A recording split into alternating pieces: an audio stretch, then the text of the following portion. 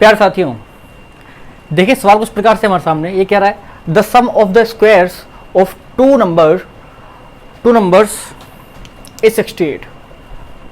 दो नंबर हैं जिनके स्क्वायर का सम है 68।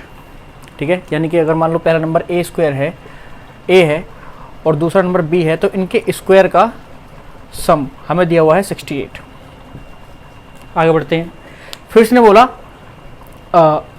The square of their difference is 36। और फिर वो जो नंबर हैं, यानी कि ये जो नंबर हैं, इन दोनों को अगर मैं माइनस करूँ, ए माइनस बी करूँ, तो इनका जो स्क्वायर होगा वो आपका आएगा 36। ये कहना चाह रहा है सर ये क्वेश्चन।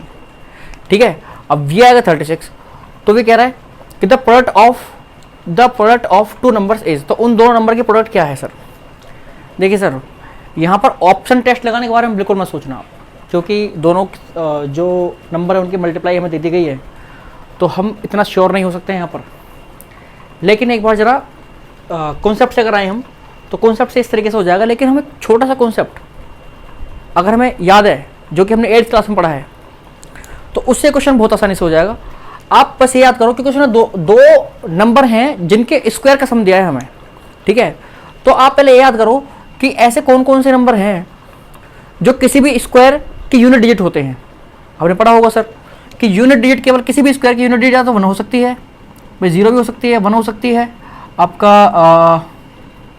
4 हो सकती है, और 9 हो सकती है, और 5 हो सकती है, और 6 हो सकती है। भाई ये डिजिट्स तो हो सकती हैं बस। अब क्योंकि दो नंबर का सम, दोनों का स्क्वायर हो रहा है और उनका सम हो रहा है, ठीक है, तो भाई उनकी यूनिट डिजिट में से कोई तो होंगी। अब ऐसा कोई भी सिंगल पेयर नहीं है जिनका सम यहाँ पे 8 बन रहा हो, चाहे हम कैसे भी कर लें सर, वो पेयर आपका 8 नहीं बनेगा। लेकिन केवल अगर 4 है, अगर मैं इस 4 को लूँ, तो अगर उसकी एक दोनों नंबर की यूनिट डिजिट 4 है, तो मतलब ये 8 बन जाएगा। तो मतलब कोई नंबर ऐसा है जिनकी जो दो नंबर क्या है, उनके स्क्वायर होने पर उनकी यूनिट डिजिट क्या आ रही है, 4 आ रही है। तो हम मान लेते हैं, एक बार सोच के देखते हैं जरा कि कौन कौन से नंबर हो सकते हैं। भाई अगर आप जिनकी यूनिट 4 आए, यूनिट डिजिट 4 आए स्क्वायर करने पर, जैसे 2 का स्क्वायर करोगे तो 4 आएगा। चलो एक वो हो गया आपका, 2 हो गया, एक 2 को जरा लिख लेते हैं साइड में, और 3 को करेंगे तो नहीं आएगा, 6 को करेंगे तो नहीं आएगा। देखो सोचने में ज़्यादा टाइम लग रहा है, नहीं जब आपको पता होगा ना कॉन्सेप्ट, बिल्कुल टाइम नहीं लगेगा सर। ठीक है, 6 को करोगे तो 36 का 6 आता है, वो यूनिट डिजिट नहीं आती आपकी। और 7 का करोगे तो आपका क्या आएगा, 49, तो 9 आएगा, तो इसलिए वो नहीं आएगा। 8 का करोगे तो फिर से 4 आएगा, 8 का करोगे तो क्या आएगा, 64। तो एक है आपकी 8 है। अब जरा एक बार चेक कर लेते हैं दोनों में लगा करके। 8 का स्क्वायर चेक करेंगे तो कितना आएगा सर, और 2 का स्क्वायर करेंगे कितना आएगा। ये देखो 8 का स्क्वायर करोगे 64 आएगा, इसको प्लस करना है, और 2 का स्क्वायर करोगे तो 4 आएगा, इसको प्लस करते हैं 68 आएगा। पहली कंडीशन सेटिस्फाई कि हो सकता है कि दो नंबर आपके 8 और 2 हों। अब कह रहा है अगर ये नंबर 8 और 2 है, तो इनका जब हम डिफरेंस करेंगे और उसका स्क्वायर करेंगे तो वो आपको 36 आना चाहिए। तो यानी कि 8 माइनस 2 करने पर और उसका स्क्वायर अगर कर दे तो वो 36 आना चाहिए। तो यहाँ से करके देखिए एक बार कि ये 6 बचेगा, 6 का स्क्वायर 36 ही होता है सर। तो बिल्कुल ठीक है, इसका मतलब वो दोनों नंबर हमारे क्या होंगे, 8 और 2, और उनका प्रोडक्ट पूछा है आपसे, यानी 8 मल्टीप्लाई 2 पूछा है आपसे, 8 मल्टीप्लाई 2 पूछा है, जिसका मतलब है 16। तो आपका ऑप्शन नंबर ए है यहाँ पर, बिल्कुल सही हो जाएगा। अब देखिए जिन बच्चों के कॉन्सेप्ट समझ में आ गया है, ये केवल उन्हीं बच्चों को समझ में आया होगा जिनको ये पता है कि किसी भी स्क्वायर नंबर की यूनिट डिजिट क्या होती है, 0, 1, 4, 9, 5 और 6 कैसे होती है, एक बार वो भी समझा देता हूँ मैं। देखिए आप ये करके देखिए, 1 का स्क्वायर करिए सर, 1 का स्क्वायर करोगे तो 1 ही आएगा, 2 का स्क्वायर करोगे तो 4 आएगा, और 3 का स्क्वायर करोगे तो 9 आएगा। किसी भी भाई कोई भी नंबर हो, उसकी यूनिट डिजिट क्या हो सकती है, 1, 2, 3, 4 हो सकती है, 16 आएगा।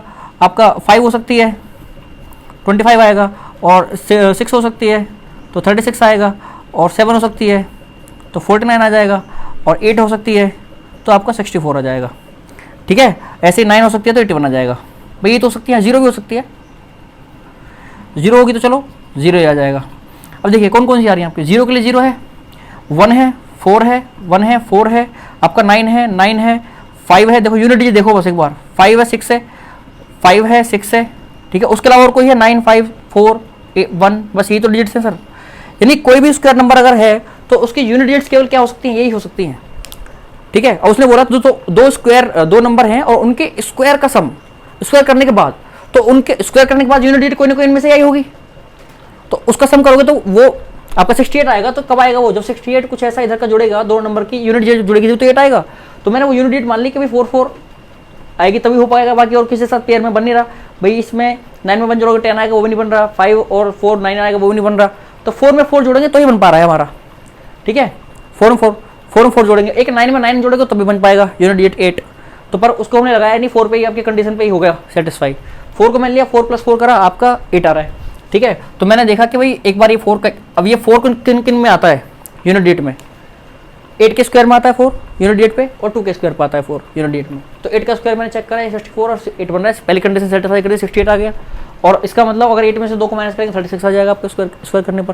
तो यानी कि 8 और 2 ही वो नंबर हैं जिनका प्रोडक्ट आपसे पूछा है, यानी कि 16। अब एक बार हम कॉन्सेप्ट समझ लेते हैं इसका, क्योंकि कॉन्सेप्ट से कैसे होगा सवाल। तो देखिए आपको पता है कि 2 नंबर हमें दे रखे हैं, उनका डिफरेंस उनके स्क्वायर का सम दिया हुआ है। दूसरा ये इसका फॉर्मूला खोल दीजिए सर यहाँ पर। तो आएगा a² + b² - 2ab = टू, ठीक है। और यहाँ से आ जाएगा आपका 36, और ये इसकी वैल्यू हमें पता है पहले से 68 है, तो यहाँ पर डाल दीजिए 68 - 2ab = 36। वहाँ जाके -2ab = 36 - 68, तो -2ab = आपका आ जाएगा, ये आपका 8 में 6 गए तो 2 बचेंगे, और आपका 6 में से 3 गए तो 3 बचेंगे, माइनस का 32 आएगा। इससे ये कट गया, और 2 से कट जाएगा ये कितनी बार, 16 टाइम्स।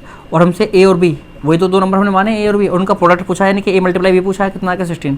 देखिए आप कॉन्सेप्ट से चलेंगे तो भी जल्दी आपका सवाल जो है वो जल्दी हो जाएगा, आपको ज़्यादा समय बर्बाद करने की आवश्यकता नहीं पड़ेगी। लेकिन एक दूसरा तरीका भी है जिससे हम सोच सकते हैं, एक डिफरेंट अप्रोच से हम सोच सकते हैं सवाल को। हालांकि कॉन्सेप्ट तो आपका है ही, प्रोडक्ट पूछी है, यानी कि a × b पूछा है, a × b आप आ गया आपका 16, ऑप्शन नंबर ए हमारा बिल्कुल सही होगा, ठीक है। तो चलिए मिलते हैं आपसे अगले क्वेश्चन में। अगर आपको वीडियो पसंद आई हो, कॉन्सेप्ट थोड़ा अच्छा लगा हो, एक डिफरेंट अप्रोच भी आपके सामने रखी, वो भी अगर आपको अच्छी लगी हो, किसी न किसी क्वेश्चन में आगे काम आ जाएगी आपको, ठीक है। तो प्लीज़ चैनल को सब्सक्राइब कर लेना और वीडियो को लाइक कर देना। उसके अलावा आप जुड़ सकते हैं हमारे चैनल से और कमेंट भी कर सकते हैं। चलिए मिलते हैं आपसे अगले वीडियो में।